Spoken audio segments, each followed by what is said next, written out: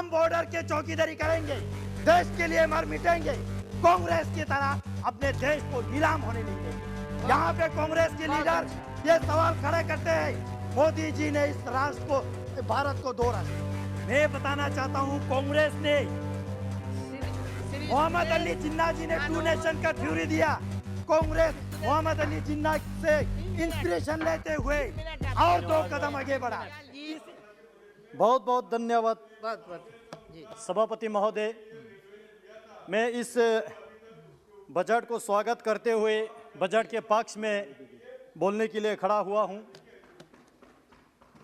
सभापति महोदय, मैं सबसे पहले माननीय प्रधानमंत्री श्री नरेंद्र मोदी जी का आभार व्यक्त करना चाहूँगा। माननीय फाइनेंस मिनिस्टर निर्मला सीतारमण जी के द्वारा जो बजट इस सदन में प्रस्तुत किया, मैं कहूँगा वो एक ऐतिहासिक बजट है, क्योंकि हर साल बजट होते हैं, उसमें एक रूटीन बजट होते हैं और ज़्यादातर बजट जो है चुनावी क्षेत्रों को ध्यान में रख के किया जाता है। लेकिन इस बार के बजट में आपको बता दूं, इस बजट में पहली बार बॉर्डर के एरिया तक जहां 7 घर रहते हैं, 2 घर रहते हैं, उन जनसंख्याओं को भी ध्यान में रखते हुए यह बजट ने पहली बार बॉर्डर को स्ट्रेंथन करने के बाद किया है। किसान, गरीब, मजदूर, स्वास्थ्य, शिक्षा, सभी चीजों को, मैं उन चीजों में नहीं चढ़ना चाहूंगा। मैं बॉर्डर क्षेत्र से आता हूं, लद्दाख, एलओसी, एलएसी, तिब्बत के साथ, चीन के साथ, पाकिस्तान के साथ जहां बॉर्डर लगते हैं, हमेशा एक तनाव रहते हैं और विपक्ष की ओर से हर वक्त मुद्दा रहता है कि बॉर्डर पे क्या है, बॉर्डर पे क्या है। तो मैंने सोचा थोड़ा बॉर्डर की कहानी बता दूं, इसलिए मैं पूरा बॉर्डर पे फोकस करके बताना चाहूंगा। मैडम स्पीकर, कांग्रेस के शासनकाल में पूरा बॉर्डर खाली करने का काम किया। नेहरू जी ने फॉरवर्ड पॉलिसी बताते रहा और बॉर्डर पे बैकवर्ड पॉलिसी का इंप्लीमेंट हुआ। हमारे बॉर्डर खाली होते गया, लोगों को सुविधा ही नहीं दिया, फैसिलिटीज तो छोड़िए, फंडामेंटल राइट तक नहीं दिया, शिक्षा नहीं दिया, स्वास्थ्य नहीं दिया, टेलीकम्युनिकेशन नहीं दिया, सड़क नहीं दिया। लेकिन आज पहली बार इस बजट में वाइब्रेंट विलेज प्रोग्राम के अंतर्गत जितने भी सीमाएं जो नॉर्दर्न सेक्टर में है, चीन के साथ, तिब्बत के साथ जो सीमाएं लगते हैं, उन गांवों को, वहां के लोगों को सशक्त करने का जो बात किया है, मैं स्वागत करता हूं ऐसे बजट का। और मैं एक चीज यहां पे कोट करके बताना चाहता हूं मैडम स्पीकर, यूपीए सरकार के दौरान 6 सितंबर 2013 को तत्कालीन डिफेंस मिनिस्टर ए के एंटोनी जी का ये इसी सदन में स्टेटमेंट है, independent India, I quote, independent India had a policy for many years was that the best defence of the country's border is not to develop border, undeveloped border are safer than developed border. So for many years there was no construction of airfields and roads, nothing along the border areas. By the time China continued to develop their infrastructure in the border areas, so as a result they have now gone ahead of us compared to infrastructure wise, capability wise in the border areas, they are ahead. तत्कालीन रक्षा मंत्री जी का ये सदन में statement है, border को backward रखना, border को डेवलप नहीं करना, ये समझते थे कि बॉर्डर की सुरक्षा है। आज उसी पार्टी के लोग बेशर्मिंदा होकर यह सरकार से पूछ रहे हैं कि बॉर्डर पे क्या है, गलवान पे क्या हुआ, पेंगोंग पे क्या है, छुशुल पे क्या है। मैं बताना चाहता हूं, आज बॉर्डर पे खतरा बढ़ रहा है तो यह कांग्रेस की नीति के कारण से बढ़ रहा है। चाइना की ओर से सीपैक बना दिया, चाइना पाकिस्तान इकोनॉमिक कॉरिडोर, ये मोदी जी के शासनकाल में नहीं बना।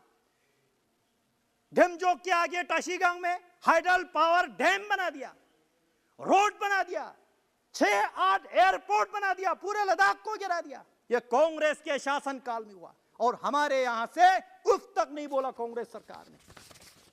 मैं बताना चाहता हूं अध्यक्ष महोदय,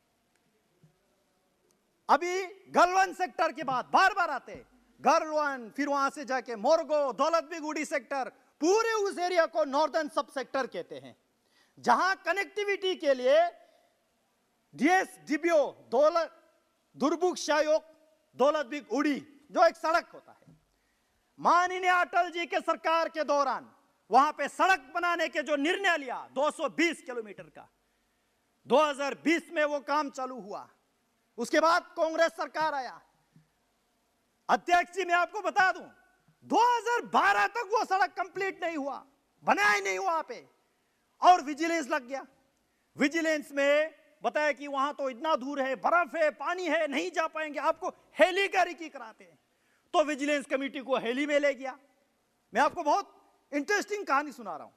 हेली में लेके गया, ऊपर से हेली से, हाँ भाई नीचे से सड़क है, अच्छा ब्लैक टॉप किया हुआ है, देखा, रिपोर्ट सबमिट किया, लेकिन उसमें यह बताया कि अच्छा ये बीच बीच में पानी आ रहा है तो ये रीअलाइनमेंट करके दोबारा बनाना पड़ेगा। तो ये जितने भी हजारों करोड़ है वो, अध्यक्ष जी अभी तो शुरू किया है, अभी तो शुरू किया, प्लीज।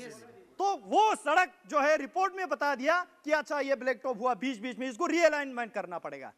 मैं आपको बता दूं अध्यक्ष महोदय, सड़क बने ही नहीं, नीचे ब्लैक टॉप के जगह कंबल बिछा दिया इन्होंने, कंबल बिछा दिया। आप यकीन करोगे, कंबल बिछा के वो आज भी, मैं वहां शायोग जाता हूं, दुर्बुक जाता हूं, टंगसे जाता हूं, लोगों से मिलता हूं, वही लोग जो ग्राउंड की हकीकत कहानी मुझे बताते हैं, संसद जी ऐसा होता था। लेकिन आज 2014 में मोदी जी की सरकार आए, तब से उस काम में रफ्तार पकड़ा, नए सिरे से शुरू किया। 2017 तक दौलतबिग उड़ी सेक्टर तक 220 किलोमीटर का सड़क चकाचक बना दिया। 2019 में माननीय रक्षा मंत्री राजनाथ सिंह वहां जाके 500 मीटर के गलवन घाटी के सामने एक ब्रिज का इनॉग्रेशन होता है। यह बॉर्डर का इंफ्रास्ट्रक्चर नहीं है क्या?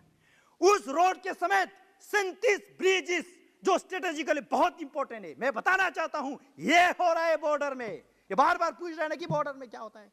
PP14 गलवन घाटी बार बार चर्चे में आते हैं। मैं बताना चाहता हूं गलवन घाटी बहुत बड़ा इलाका है। नेहरू जी के टाइम पे गलवन घाटी ऑलरेडी अक्सा चीन में जा चुके हैं। हमारे पास जो बचा है वो PP14 गलवन के मुंह है। आज भी हम वहीं पे है जहां पे हम थे। 1 इंच नहीं गया, 1 इंच नहीं गया।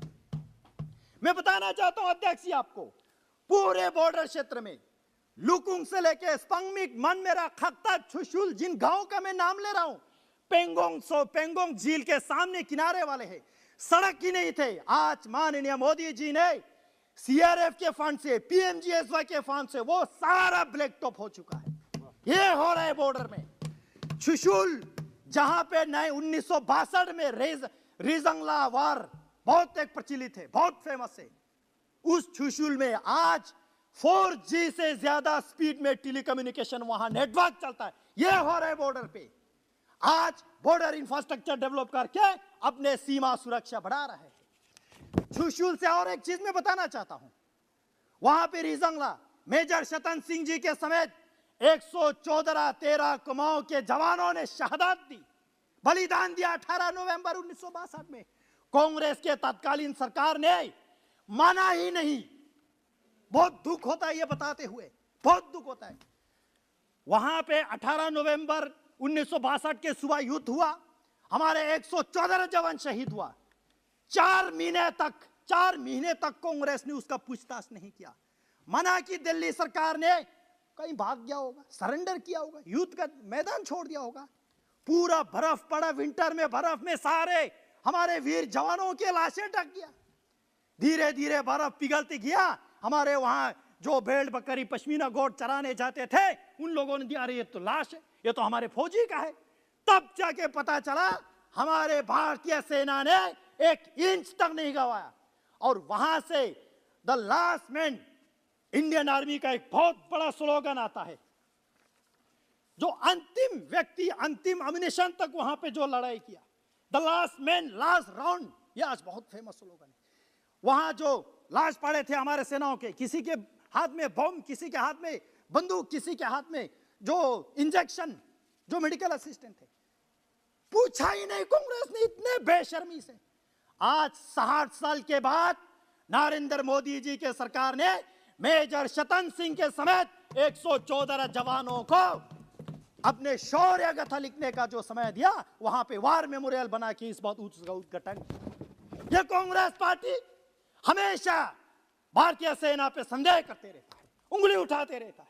मैं बताना चाहता हूं अध्यक्ष महोदय, वहां पूरा बॉर्डर समेत तुर्तुक इलाका, एक बहुत बड़ा इलाका 1971 में पीओके से लिबरेट होकर हिंदुस्तान के साथ जोड़ा, पूछा ही नहीं इन्होंने, पूछा ही नहीं। इस बार पहली बार माननीय मोदी जी के सरकार में हम यहां आजादी का अमृत महोत्सव, आजादी के 75वीं साल मना रहे।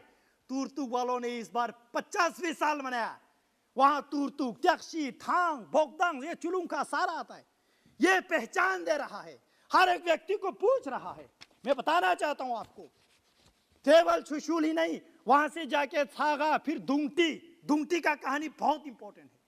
वहां पे एक ब्रिज होता था, ककजुंग वैली, सैकड़ों किलोमीटर वहां पे हमारा पश्चर लैंड होता है, वहां पे हमारे नोमैड लोग जाता है। चाइना ने ऑब्जेक्शन किया, अपने जमीन में से ब्रिज को हटा दिया कांग्रेस सरकार ने 2007 में। भाई ये कौन सा सुरक्षा है? आज मोदी जी के सरकार ने साहसिक कदम दिखा के वहां पे 25 करोड़। मैडम मैं जल्दी खत्म कर रहा हूँ, जल्दी खत्म कर रहा हूँ।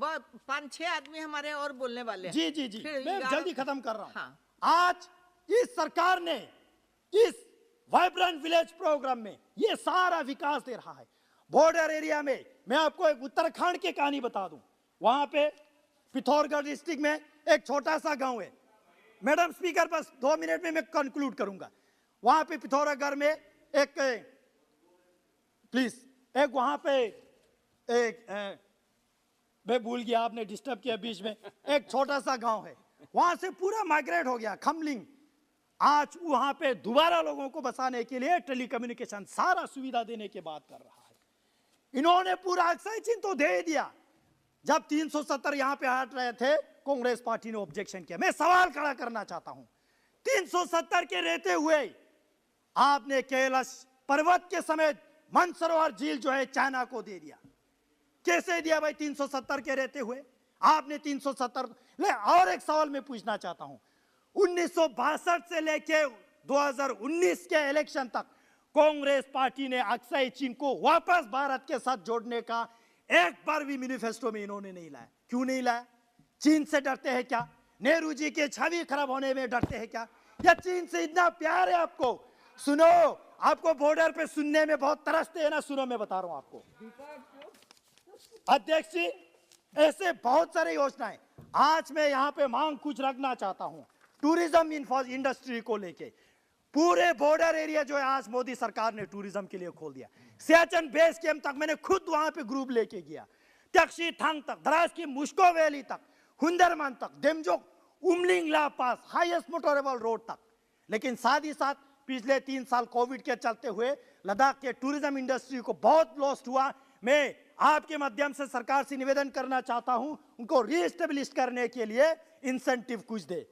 अध्यक्ष जी, हमारे लद्दाख में आईटीबीपी का जितना भी बॉर्डर आउटपोस्ट है, वहां पे नेटवर्क की जरूरत है, वहां पे इलेक्ट्रिसिटी की जरूरत है। सरकार उस तरफ भी तवज्जो दे। बस मैं खत्म कर रहा हूं, मैं खत्म कर रहा हूं। को भी बोलना है अध्यक्ष जी, श्री राहुल कसवा जी। ऐसे सरकार ने जो पूरे लद्दाख को एक बार फिर से सर उठाने का काम दिया, और इस बजट में 5,958 करोड़ फिर लद्दाख को दे रहा है। इससे सौभाग्यशाली हम क्या होना चाहिए? लद्दाख के हर एक व्यक्ति आज गौरवान्वित महसूस करते हैं।